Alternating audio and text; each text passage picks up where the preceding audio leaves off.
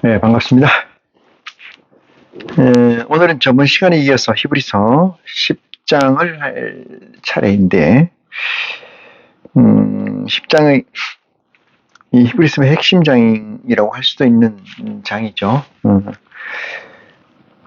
저번 시간에 하지 못한, 다 한 건 같습니다만, 그 이어서 오는 것이, 9장 23절부터 내려오는 것이, 어쩌면 히브리서를 또, 지금까지 얘기를 또 서머리한 얘기 같아서, 그걸 리와인드 한번 하면서 10장을 오늘 가지고 광야에서의 예수 그리스도로 인도하는 메시지가 무엇인가를 깨닫는 축복이 저와 함께 있기를 원합니다. 먼저 우리 주 예수 그리스도로 기도로 이 시간을 준비합니다. 고마우신 아버지 하나님, 오늘도 아버지께서 저희를 성산으로 부르셨습니다. 우리의 뜻이 있었고 아버지의 부르심이 있어서 합하여 선을 이룬 존재 아이시로서 이 시간 머릿속에 싸우니 아버지 하나님, 세상 끝을 대하여 주시고 온전히 아버지의 끝으로만 더하여 주심으로 말미암아 아버지와 합하여 축복된 영광이 이 자리를 통해서 나타날 수 있도록 도와주시옵소서. 아버지께서 우리에게 주신 진리의 성령을 통해서 믿음의 분량만큼 각자의 믿음에 쫓아서, 믿음의 성장에 쫓아서 이 시간이 합당하기에 이르도록 아버지 복 주시길 원하오니 허락하여 주시옵소서. 처음 시간입니다. 끝까지 우리 아버지 홀로 영광 받을 줄 저희가 믿사오며 우리를 주 예수 구원하신 우리 주 예수 그리스도 이름으로 기도하옵나이다. 아멘. 네, 오늘은 2026년 4월 15일 수요일입니다. 지금 이란과 미국의 또는 이란과 미국 이스라엘 전쟁으로 대단히 혼미를 거듭하고 있는 거 아닌가 이런 생각을 합니다. 지금이 뭐 딱히 그렇게 드러나서 그런 것 같습니다만은 인생은 이 TVN이라는 것은 원래부터 혼미로 시작해서 혼미로 끝나는 것이 인생이고 TVN이 아닌가 이런 생각을 해보면은 지금의 이런 상황이 그렇게 대단한 일 또한 아님을 우리는 알 수가 있습니다. 저번 시간에 히브리서 9장 끝절 부분 23절 이하의 부분에서 이어서 10장으로 넘어가도록 하겠습니다. 말씀 보시겠습니다. 히브리서 9장 23절입니다. 그러므로 하늘에 있는 것들의 모형은 이런 것들로서 정결케 할 필요가 있었으나 이랬어요. 하늘에 있는 모형이니까 정결케 할 필요가 있었으나 이랬습니다. 하늘에 있는 그것들은 이런 것들보다 더 좋은 제물로 할지니라 이렇게 말씀을 하시고 24절 그리스도께서 참것의 그림자인 손으로 만든 성소에 들어가지 아니하시고 그리스도는 손으로 만든 성소 그러니까 이 성막을 얘기하는데 성소와 지성소가 있는 곳을 성막이라고 그러죠. 들어가지 아니하시고 오직 참 하늘에 들어가사 이제 우리를 위하여 하나님 앞에 나타나시고 이렇게 얘기됐어요. 들어간다는 것은 엔딩이에요. 엔딩. 끝난다. 안식의 전 단계로 들어간다.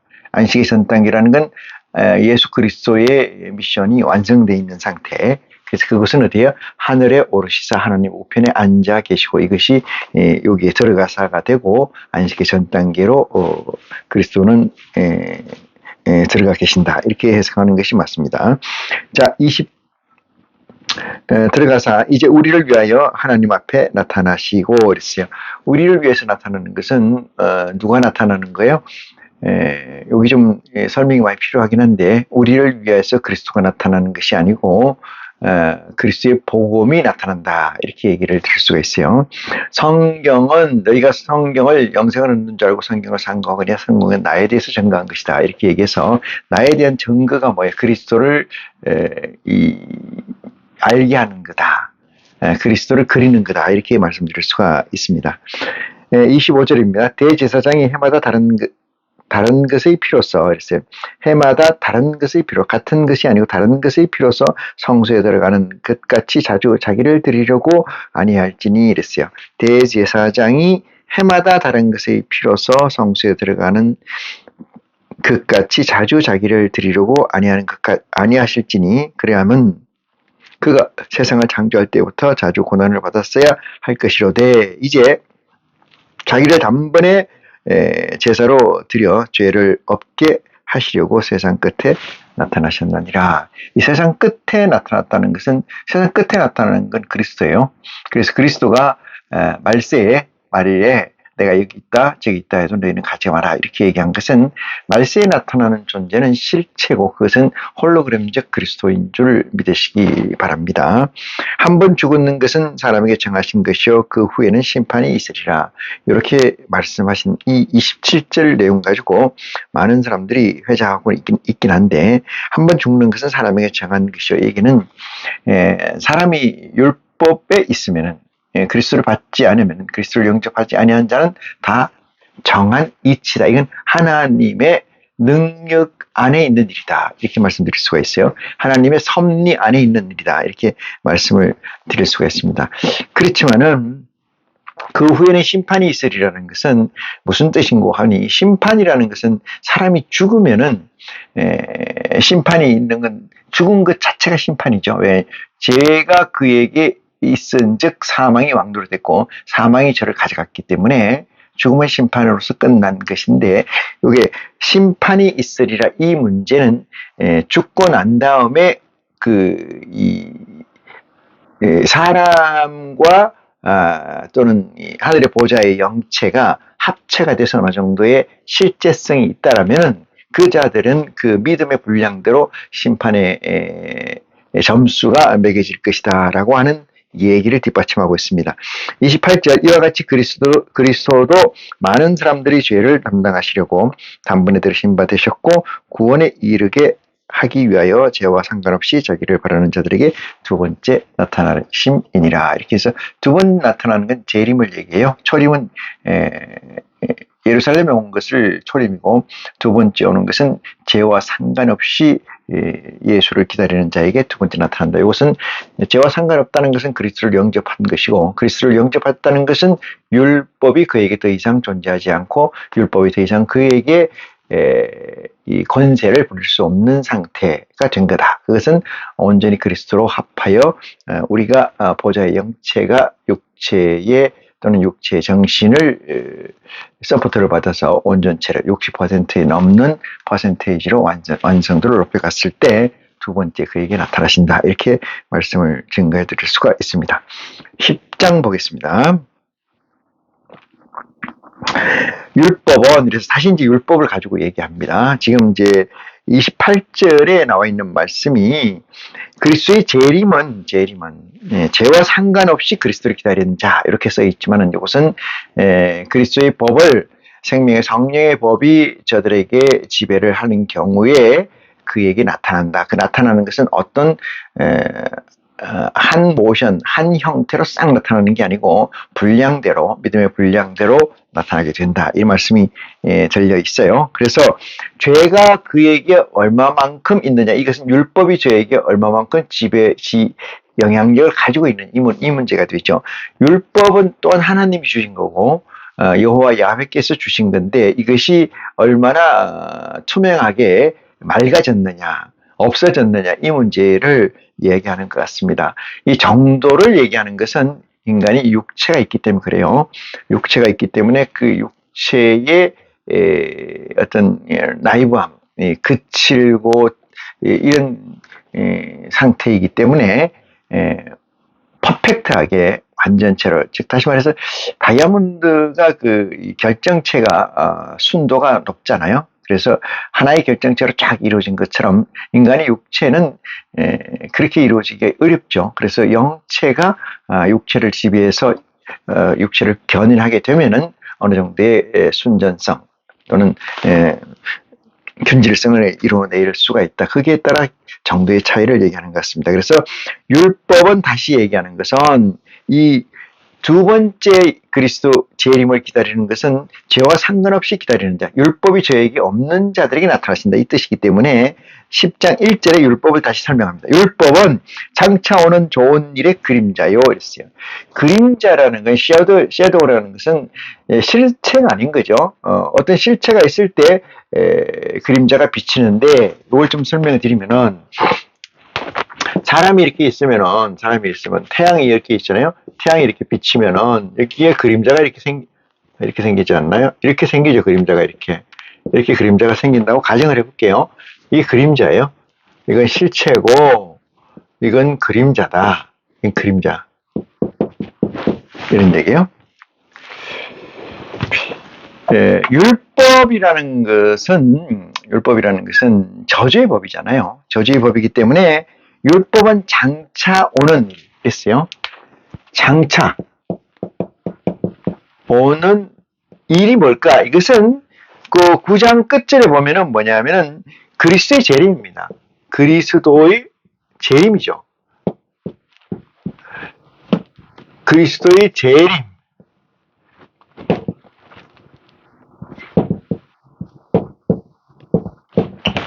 맞나요? 재림. 그리스도의 재림을 얘기합니다. 다시 오시는 거. 그리스도의 재림을 여기서는 장차 오는 좋은 일이에요. 장차 오는 빠졌네요. 좋은 일. 그리스도의 재림을 얘기한다. 그리스도의 재림. 다시 오는 거. 재림을 얘기한다. 얘기요. 율법은 장차 오는 좋은 일에 뭐라는 거예요? 실상이 아니고 장차 오는 좋은 일의 그림자다. 그림 뭐야? 그리스도 재림에 관한 뭐라는 거야? 그림자다. 이 뜻이에요. 그림자. 재림에 관한 그림자다. 뭐가? 장차 오는 일, 뭐가? 율법은 장차 오는 좋은 일에 이건 뭐야? 그리스도고 장차 오는 좋은 일은 그리스도고 그리스도의 재림인데 거기에 그림자가 율법이 된다. 이 얘기입니다. 그런데 이 그림자라는 건 뭐냐면은 미완을 얘기합니다. 미완이라는 건 뭐야? 어떤 것이 있을 때 이걸 하나님으로 보면은 하나님이라고 하면은 햇빛을 비출 때 햇빛이 하나님의 햇빛을 비출 때 이것을 말씀이라고 볼게요. 말씀이라고 보면은 햇빛을 비출 때 이 말씀을 비출 때 뭐가 없어야 된다? 그림자가 없어야 된다는 얘기죠. 그림자가 있으면 안 돼요. 즉 그림자는 율법이라고 해석할 수도 있는데 이 존재, 이 A라는 사람의 존재에서 그림자가 생기면 안 된다 이 뜻이에요. 그림자가. 이쪽 빛을 받는 부분은 그림자가 없겠지만 이면에 그림자가 있겠죠. 이렇게 하면 안 된다. 그래서 그림자가 없으려면 어떻게 해야 되냐? 그건 이제 프리드리히 니체가 얘기한 건데 햇빛이 위에서 정오라고 말하는 정오는 12시를 얘기하죠. 12시. 낮 12시. 정오에 여기서 비치면은 그림자가 없다. 이렇게 철학적 해석을 했어요. 니체가 얼마나 알고 제 얘기를 했는지 그건 모르겠습니다만 이 말씀을 알고 했는지 몰라요. 하여튼 그림자가 없어야 된다. 그림자는 뭐에서 생기는 거예요? 빛에서 생기는 거예요. 햇빛에 생겨요. 햇빛이 비쳤을 때 그림자가 생긴다는 것은 율법이 그저 그에게 있다 이 뜻이고 그림자가 없다는 것은 율법이 이제 그리스도의 복음이 온전히 그에게 스며들어서 더 이상 어둠의 그림자, 어둠이 없다 그에게 이렇게 해석하는 것이 맞습니다. 그래서 율법은 장차 오는 좋은 일의 그림자요 이랬어요. 여기서 율법이라고 하는 건 조금 전에도 얘기 드렸습니다만은 죄와 상관없이 그리스도를 기다리는 자에게 나타나신다. 이러죠. 두 번째 나타나신다. 두 번째. 이렇게 써 있잖아요. 28절에 죄와 상관없어지려면은 그리스도를 영접해야 돼요. 영접. 요한복음의 1장 보시면은 요한복음 1장 보시면은 12절 12절 봅니다. 영접하는 자 곧 그 이름을 믿는 자에게는 하나님의 자녀가 되는 권세를 주셨으니 이랬어요. 이 하나님의 자녀라는 거는 아들 하나님이 낳았다는 거잖아요. 그럼 여기서 잠깐 하나님 우리를 만들었다 그랬잖아요. 만드는 거하고 낳은 거하고 달라요. 좀 요 얘기하면 조금 더 이 논란거리가 있긴 하겠는데 낳은 거하고 만든 거하고 달라요. 만들었다는 것은 그냥 빚었다는 거, 막 빚었다는 거고 낳았다는 건 뭐예요? 낳았다는 거는 거기에는 하나의 개체로서 완성체로 만들어졌다 이 뜻이에요. 그러니까 그리스도가 온전한 그리스도의 온전한 율법을 그리스도의 법을 온전히 받게 된다면은 하나님이 낳은 자다. 그래서 낳은 자는 뭐 율법이 그에게 더 이상 존재하지 않는다. 영향력을 미치지 않는다. 율법의 권세는 뭐예요? 사망이잖아요. 얘는 사망이에요. 율법이 가지고 있는 권세는 사망이니까 사망이 없다는 것은 율법이 없다는 거예요.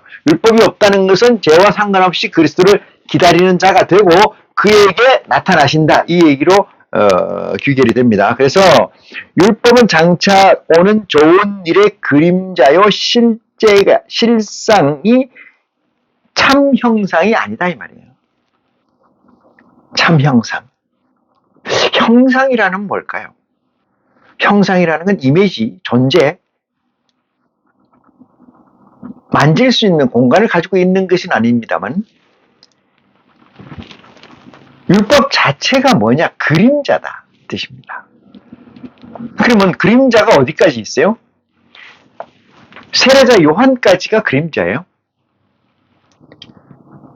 예수 그리스도의 복음을 이후에 마태, 마가, 누가, 요한을 제한 나머지 것들은 다 그림자입니다. 그림자. 예수 그리스도의 법 안으로 온전히 들어와야 돼요.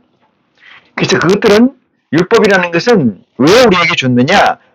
그림자로 줬다. 그림자. 거울로 보는 것 같으나 그때는 실상을 보리라. 거울이라는 게 그림자잖아요. 비춰서 보는 거니까. 참 형상이 아니므로 해마다 너희들이는 바와 같은 제사로는 나오는 자들을 언제든지 온전케 할 수 없느니라. 여기서 온전이라는 것은 완전이잖아요. 뭐 좀 가치는 차이가 있습니다만 완전하다는 것은 뭐예요? 불변이잖아요. 불변적 상태잖아요.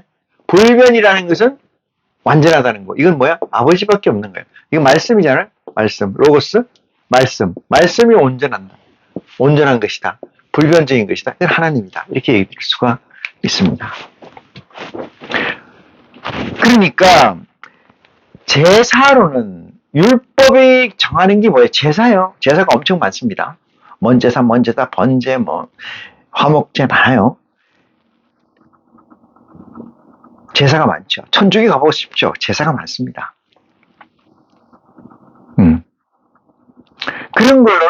그런 걸로는 왜? 참형상이 아니고 그림자이기 때문에. 그림자로는, 이 그림자로는 뭐요? 완전하게 될 수가 없다. 이게 뭐 율법으로는 완전하게 될 수 없다. 다시 말해서, 예수 그리스도의 복음을 제외한 다른 것들로는 그림자이지 실상이 아니다. 그러므로 예수 그리스도의 복음만이 실상이다. 그렇게 얘기 드릴 수가 있어요. 그러면 이렇게 또 떼서 옛날에 고대 역사, 우리 예수 그리스도 그 100년 그리스도가 오신 이후 100년 그 사이에 있는 역사적 사건들로 보면은 많은 이단이라고 하는 존재들이 있었죠. 아리오스파라고 하는 존재도 있었고, 또 지금 금방 생각하는데 그도 있었고 많은 그 파가 있었어요. 또 그렇게 생각하실 수도 있는데 저는 그래도 관계없이 얘기합니다. 예수 그리스도의 복음을 외에는 나머지 것은 다 뭐예요? 율법입니다. 율법. 율법의 역할이라는 건 그림자의 역할이에요. 그림자의 역할이라는 건 뭐예요? 실상이 아니요. 그것으로는 완전하게 할 수가 없나니. 이렇게 얘기하고 그것을 가지고는 그리스도가 그들에게 두 번째 나타나지 아니하신다라고 증거하고 있습니다. 2절입니다. 그렇지 아니하면 섬기는 자들이 단번에 정결케 되어 다시 죄를 깨닫는 일이 없었으리니라 했어요. 요 10장 1절을 다시 설명합니다. 이것이 왜 필요했느냐, 그림자가 왜 필요했느냐를 설명하는 거예요. 그렇게 그림자가 필요하지 않았다면 섬기는 자들이 단번에 정결케 되어 다시 죄를 깨닫는 일이 없었으리니 어찌 드리는 일을 그치지 아니하였으리요. 이렇게 얘기하고요. 3절. 그러나 이 제사들은 해마다 죄를 생각하게 하는 것이 있나니.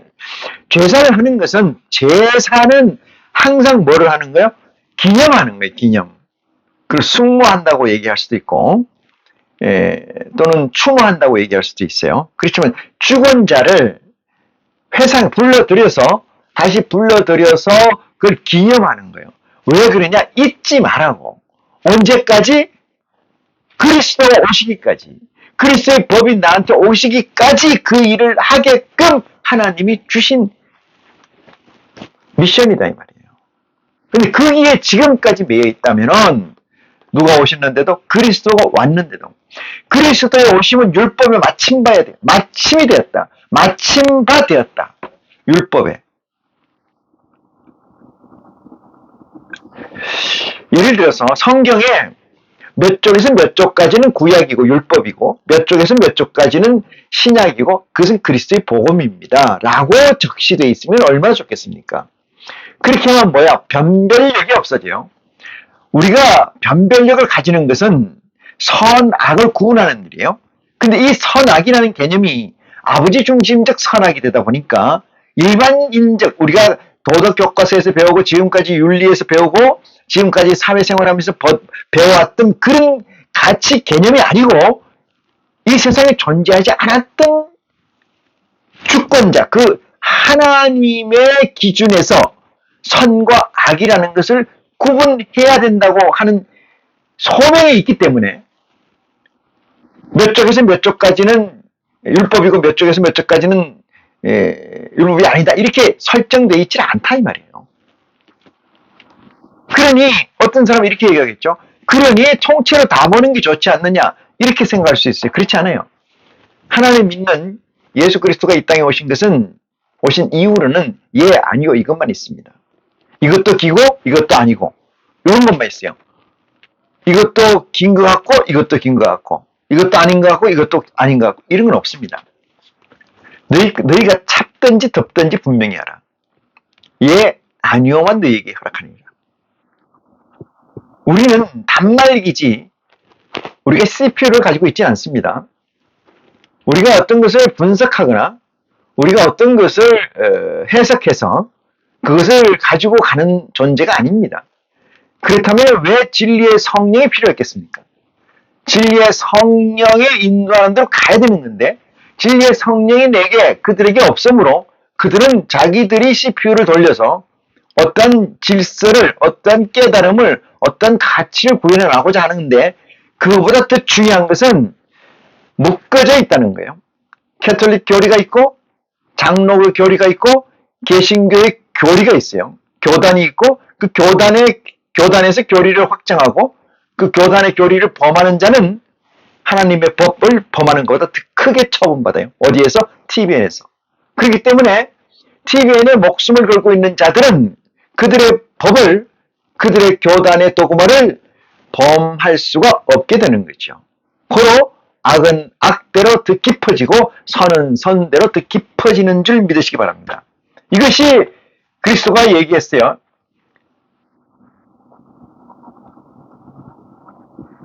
참 곡식을 뿌렸는데 자고 일나니까 거기다 가라지가 밤에 덜풀을 뿌리고 잡초를 뿌려놨어요.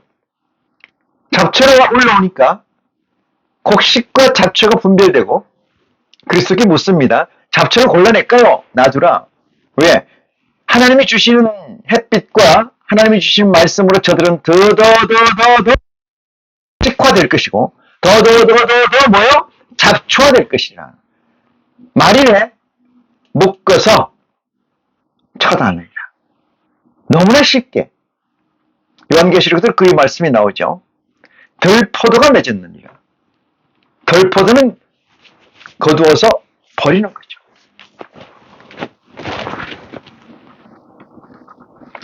그래서 2절에 그들이 그렇지 아니하면 섬기는 자들의 단번에 정결케 되어 다시 죄를 깨닫는 일이 없으리니 어찌 드리는 일을 그치지 아니하였으리요. 그러나 이 제사들은 해마다 죄를 생각해 하는 것이 있나니 이겁니다. 여기서 죄라는 것은 뭐예요? 아담과 하와의 죄일 수도 있겠으나 두려움이에요. 두려움, 무서움, 이런 것들을 계속 생각하게 하는 거예요. 그럼으로써 어떻게 견디는 거예요? 예수 그리스도의 복음을 기다리는 거예요. 예수 그리스도의 메시아를 기다리는 거예요. 이 일이 계속 이어져 오게끔 하나님이 역사하신 사실이라는 것을 깨우침 받기를 원합니다. 이는 황소와 염소의 피가 능히 죄를 없이 하지 못합니다. 옛날에는 염소, 양 이런 피를 뿌려가지고 성소를 정결케 하는 예법이 있었지 않았습니까? 그 얘기를 하는 거죠. 그러므로 세상에 임하실 때에 가라사대 하나님이 제사와 예물을 원치 아니하시고 오직 나를 위하여 한 몸을 예비하셨도다 이렇게 얘기했어요. 한 몸이라는 것은 이건 중요해요. 한 몸이라는 것은 육체를 얘기합니다. 육체는 이건 우리가 정신이 가지고 있는 정신이 담겨 있는 이 육체를 얘기해요. 한 몸을 예비했으니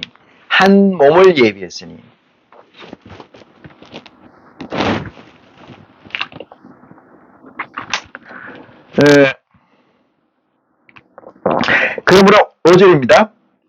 그러므로 세상에 임하실 때 가라사대 하나님이 제사와 예물을 원치 아니하시니 저는 예배라고 하지 않습니까? 천주교는 다 제사라고 합니다. 제사의 형식을 가지고 있어요. 향을 피우고 제단에 예물을 놓고 제주가 있고 그렇게 합니다. 캐톨릭도 개신교라는 이름은 가지고 있으나 개신했다는 것은 가지고 거의 그와 비슷합니다. 목자가 제복을 입는 거죠. 목사가 제복을 입고 단에 올라가서 제주처럼 행동을 하죠. 제주. 여러분, 그리스도가 이 땅에 오셨다는 것은 더 이상 제사의 형식을 취해서는 안 됩니다. 제사의 형식을 취해서는 안 돼요.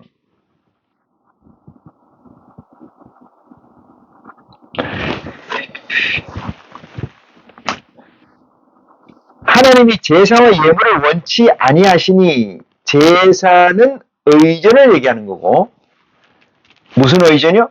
계속 그 죽은 자를 소환해서 기억하게 하는 거. 이것을 끊고 두 번째는 뭐요? 그 자를 위해서 뭐요? 그 자나 여호와 야훼를 위해서 진정성을 내보이는 것이 제물이에요.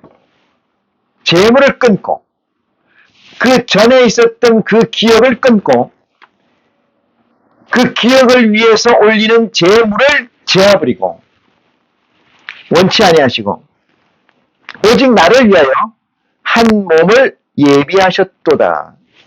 한 몸, 그리스도를 얘기합니다. 그건 우리를 얘기하는 거고 IC의 전제 조건을 얘기하는 거죠. 자, 그 다음 봅니다. 이 말씀은 시편에 나와 있는데 시편에 나와 있는 걸 가지고 인용을 한 거예요. 시편이나 여기나 대동소이합니다. 얘기 드렸죠.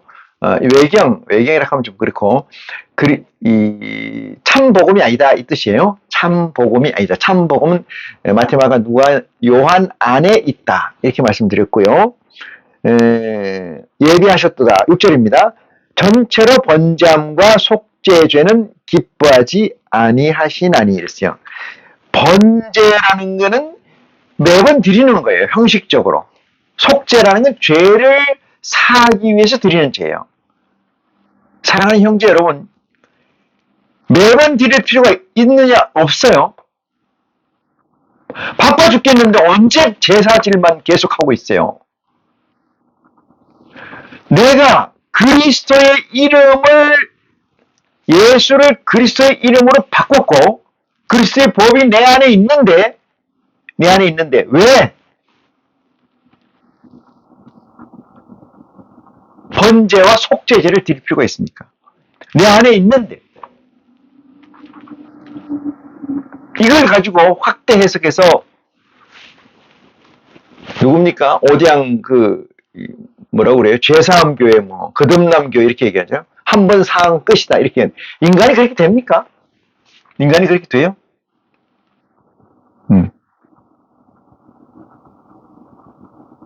이건 이론을 얘기하는 거예요. 이론을. 근데 이론을 얘기하는 걸 실제로 갖다 옮겨 놓으면은 어려운 거죠. 이론과 실제가 같이 가는 겁니다. 이론과 실체가 같이 가는 거예요. 실제가. 이론 따로 가고 따로 있고 실제는 뒤에 쫓아가고 이런 개념이 없습니다. 같이 가는 거예요. 같이. 변화가 같이 이루어지는 겁니다. 그 법이 내 안에 있으면은 내 육체가 바뀌어요. 내 사유가 바뀌고 내 습관이 바뀌고 내 행동이 바뀌어요. 뭐가 있어서 그리스도의 법이 내 안에 있기 때문에 바뀌는 거예요. 그럼 죄사함을 할 필요가 없고 매일 드리는 습관적으로 한 제사를 할 필요 없는 거예요. 번제를 드릴 필요가 없습니다. 그래서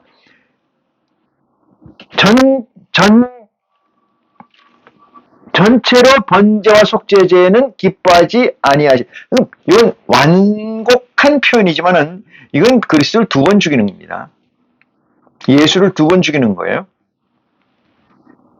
다시는 회개할 수 없는 행위를 하는 일이다. 이렇게 생각합니다. 7절.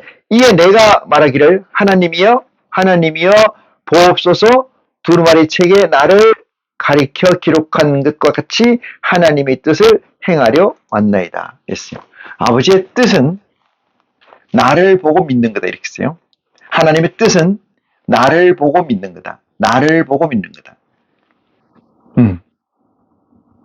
그리스도를 보고 믿는 거예요.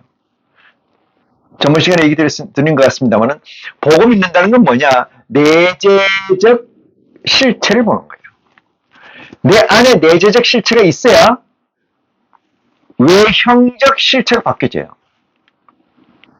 내재적, 다시 말해 코어에 내 마음 속에 변형된 게 없으면은, 실체가 없으면은 겉은 당연히 없죠. 없어요. 그러니까 속과 겉이 다르다는 것은 하나님하고 전혀 관계없는 거예요. 같은 겁니다. 그래서 창세기 1장에 보면은 빛이 있으라니까 빛이 있었고 이렇게 나눠져 있습니다만 이게 동시성이에요. 동시성. 있으라 하면은 말이 떨어지기 전에 있어야 되는 거예요. 있었다 하고 하나님이 보시기에 좋았더라 이렇게 되는 거죠.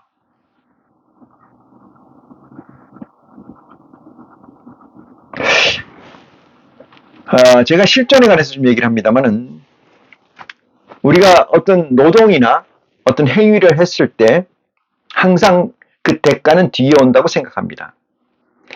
예를 들어서 어디 가가지고 품팔이를 했어요. 8시간을 일하고 시간당 시급으로 2만 원을 받기로 했으면은 16만 원을 일 다 하고 난 다음에 받습니다.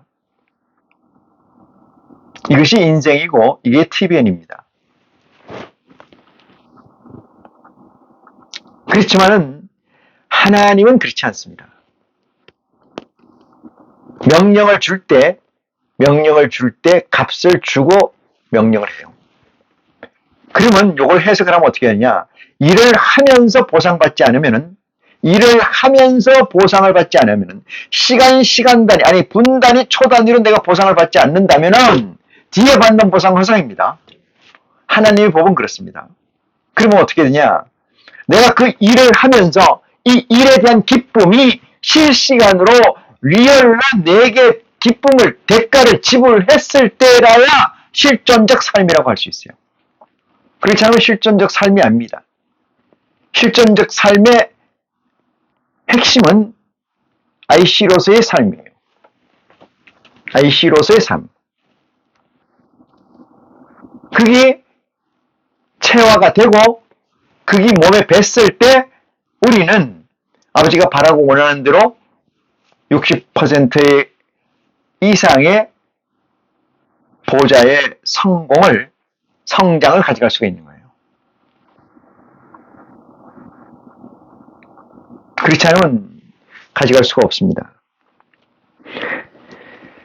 기뻐하지 아니하시니 7절입니다. 이에 내가 말하기를 하나님이 하나님이여 보소서 두루마리 책에 나를 가리켜 기록한 것과 같이 하나님의 뜻을 행하러 왔나이다 했어요. 하나님의 뜻은 예수 그리스도를 보고 믿는 거예요. 예수 그리스도의 복음을 보고 그것이 내가 육화가 되는 겁니다. 육화라는 건 뭐야? 내 안에 성령이 임재해 있고 그것이 몸뚱아리로 다시 바꿔지는 거예요. 바꿔지는 거.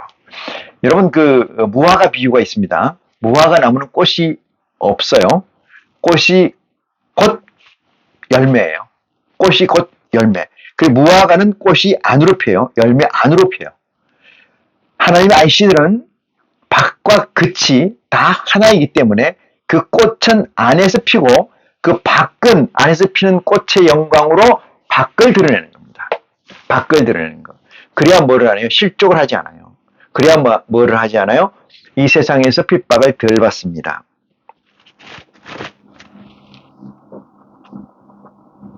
8절입니다. 위에 말씀하시기를 제사와 예물과 전체로 번제함과 속죄제는 원치도 아니하고 기뻐하지도 아니하신다 하셨고 이는 다 율법을 따르는 것이라는 드리는 것이다라고 가로열고 가로닫고 있습니다. 9절 그 후에 말씀하시기를 보옵소서 내가 하나님의 뜻을 행하러 왔나이다 하셨으니 그 첫 것을 패하심은 둘째 것을 세우려 하심이라 했습니다. 첫 번째 것은 율법이고 율법은 그림자라고 했지 않습니까? 이 그림자의 완성을 시킨 것이 누구예요? 예수 그리스도시죠. 예수 그리스도의 법이고 예수 그리스도의 율법이 예수 그리스도의 생명의 성령의 법이요. 예수 그리스도의 법, 예수 그리스도의 월드, 디멘션, 차원이라는 거죠. 그것이 내게 있게 되는 것은 첫 것이 험이 있었기 때문에 첫 것이 온전치 못했기 때문에 둘째 것을 줬다 이 얘기로 해석하는 거죠. 이렇게도 이것이 답이 안 나온다 하면은 정말로 어려워요. 그래서 구체하게 많은 얘기를 써놨습니다. 9절 그 후에 말씀하시기를 보옵소서 내가 하나님의 뜻을 행하려 왔나이다 하셨으니 그 첫 것을 패하심은 둘째 것을 세우려 하십니다. 했어요.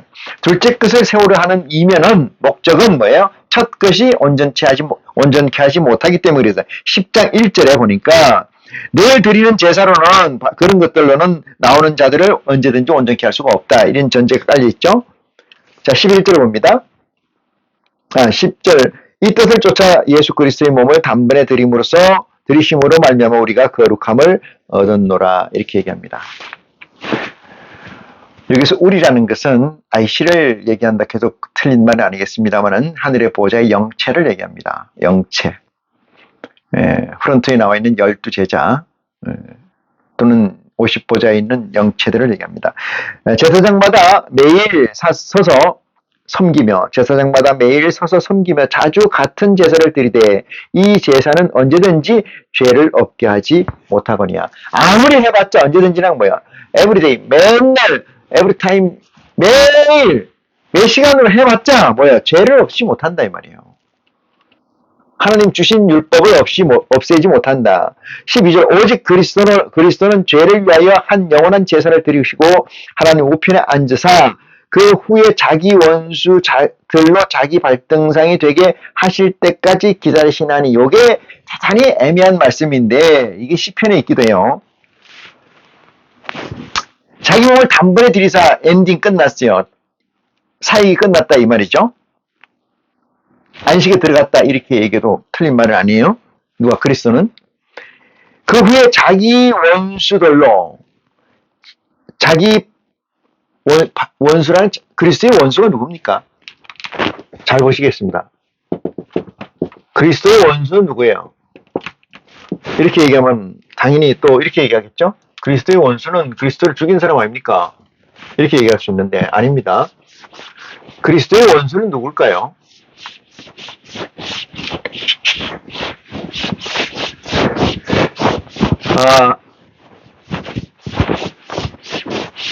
원수는 어떤 존재입니까? 대적자죠. 대적자라는 건 뭐예요? 내가 가는 길을 못 가게 막아서는 자가 원수예요. 대적자. 원수는 대적자다. 그러니까 그리스도가 그리스도의 사명을 하려고 하는데 막는 자가 있다. 대적자. 이건 누굴까요? 착각할 수가 있어요. 뭐 어떻게 착각하냐? 예수 그리스도가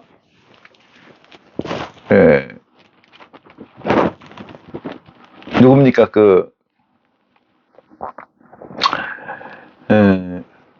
은30냥의 12제자 중에 하나, 예수 그리스도를 팔았다. 은30냥에. 그러면 갑자기 그 생각이 안 납니까? 그 사람이 원수입니까? 원수? 대적자예요? 원수가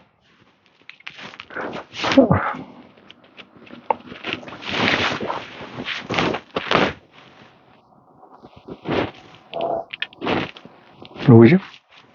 잠깐만요. 좀 찾아봐야 되네. 마태복음.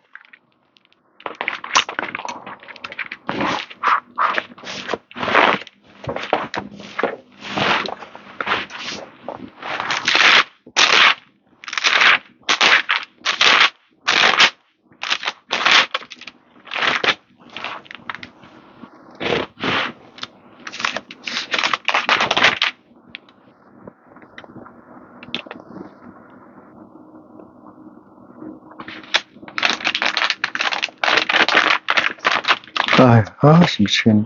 유다요? 유다. 가룟 유다.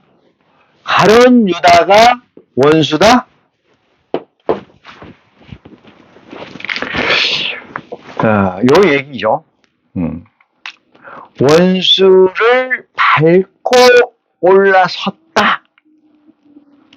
여러분, 그리스도의 대적자가 누구십니까? 누구죠? 우리가 흔히 알고 있는 건 가룟 유다를 알고 있지 않습니까? 가룟 유다라고 해도 극히 이렇게 얘기하면 또 그런데 발등상이라는 뭐냐면 제압했다는 뜻이에요. 발등상이라는 발등상 되게 할 때까지 될 때까지 이런 거 뭐예요? 제압을 했다 이 뜻이에요. 제압이란 말 다른 말로 얘기하면 이겼다 이 뜻이에요. 이겼다는 건 다른 말로 이뤘다. 이죠? 이뤘다 이 뜻입니다. 더 얘기하면 그럴 것 같아요. 발등상 되기까지 예수 그리스도가 그들을 제압할 때까지 그 뭐예요? 완성이죠. 이거는 완수 이런 거 있잖아요. 이뤘다, 이겼다. 이거 완성. 완성했다. 그렇게 말씀드릴 수가 있어요.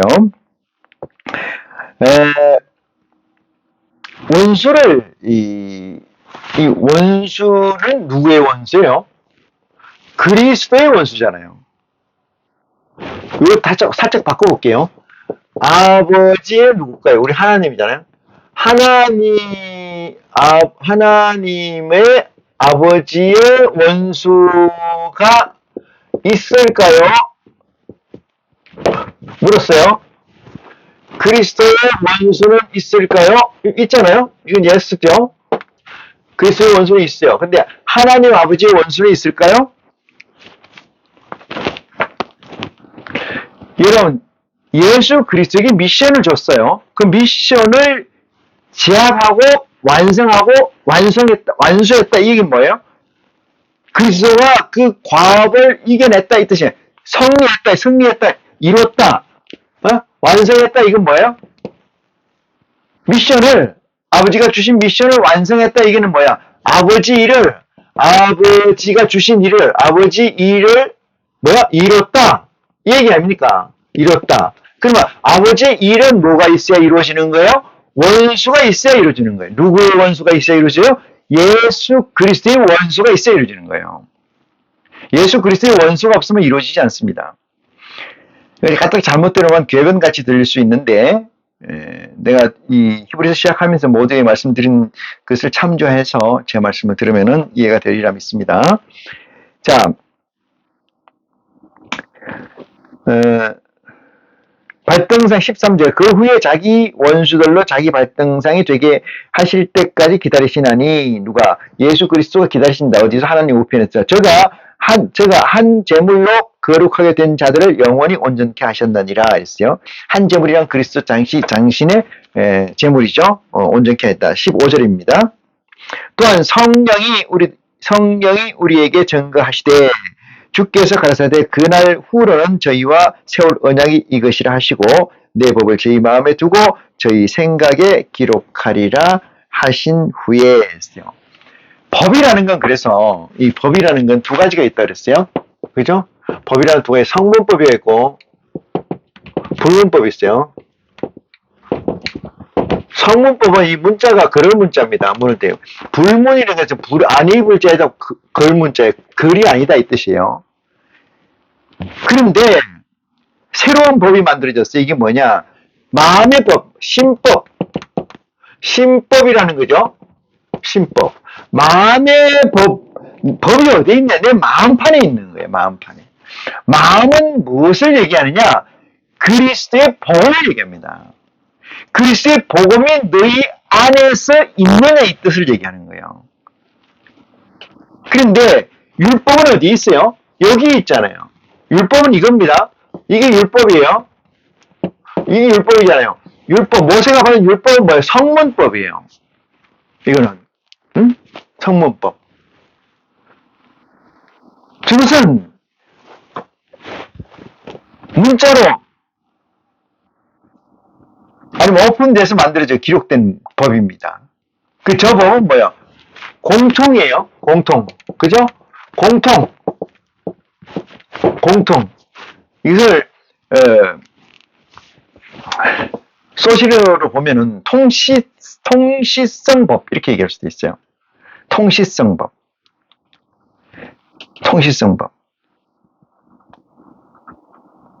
여기 지금 얘기하는 것은 내 법을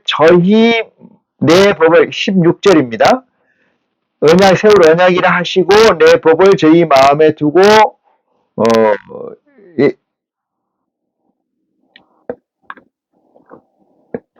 마음에 두고 저희 생각에 기록하리라 이렇게 얘기한 것은 저희 마음에 둔다는 것은 예레미야에 나와 있는 글이긴 합니다만 이 구약에 나와 있는 글인데 이미 그렇게 써놨다 이런 얘기죠. 써놓은 거하고 실제 이루어지는 거 아니잖아요. 이 그림자라는 건 뭐야?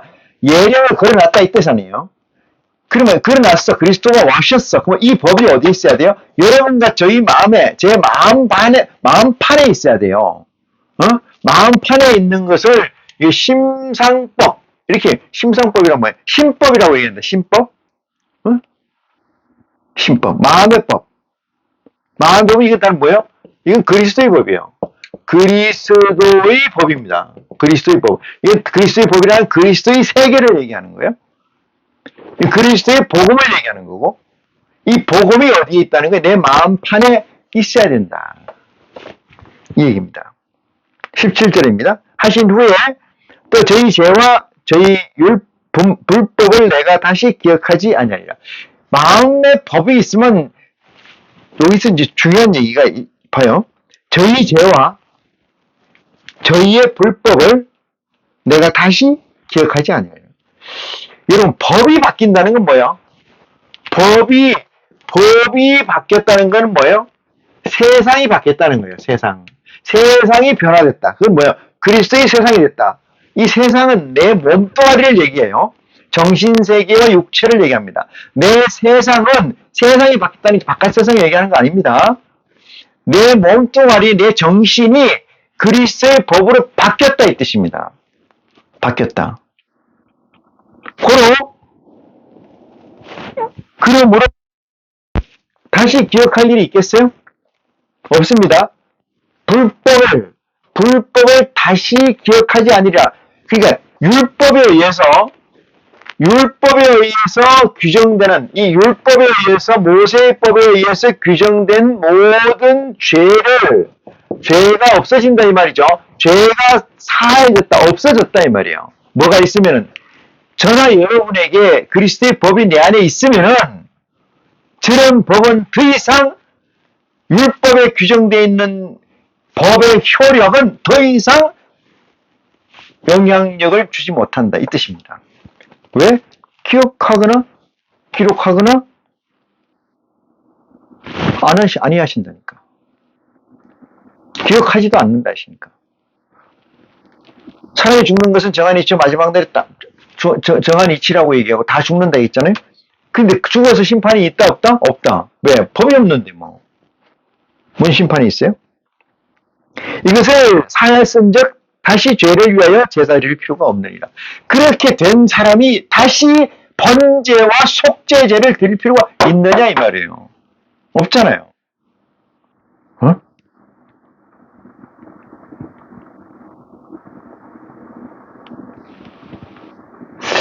기도를 어떻게 해야 되는 건지, 하나님을 만날 때 예배라는 형식을 어떻게 가져가게 돼야 하는지, 되는 것인지에 관해서 여기에 이처럼 상세히 기록해 놓은 것은 없습니다. 그래서 히브리서를 다시 보고자 하는 건데 19절을 봅니다. 그러므로 형제들아 우리가 예수의 피를 힘입어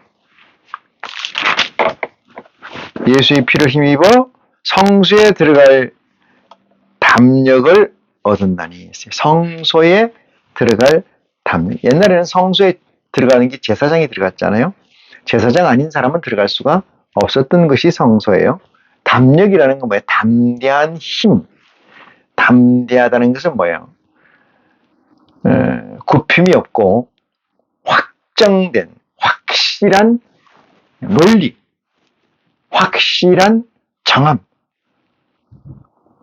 구원의 관계에 대해서 확실한 규정을 가지게 된다 이 뜻이죠. 담력을 얻었나니 그 길은 우리를 위하여 휘장 가운데 열어놓으신 새롭고 산 길이요 휘장은 곧 저희 육체시라 이렇게 얘기하는 거예요. 저와 여러분의 육체를 찢어야 돼요. 육체를 찢고 새로운 육체를 메이킹해야 됩니다. 또 하나님의 집 다스리는 큰 제사장이 계심에 우리가 마음의 뿌림을 받아 양심의 악을 깨닫고 몸을 맑은 물로 씻었으니 참 마음과 온전한 믿음으로 하나님께 나아가자 라고 기록되어 있습니다. 오늘 말씀은 여기까지 하겠습니다. 고맙습니다.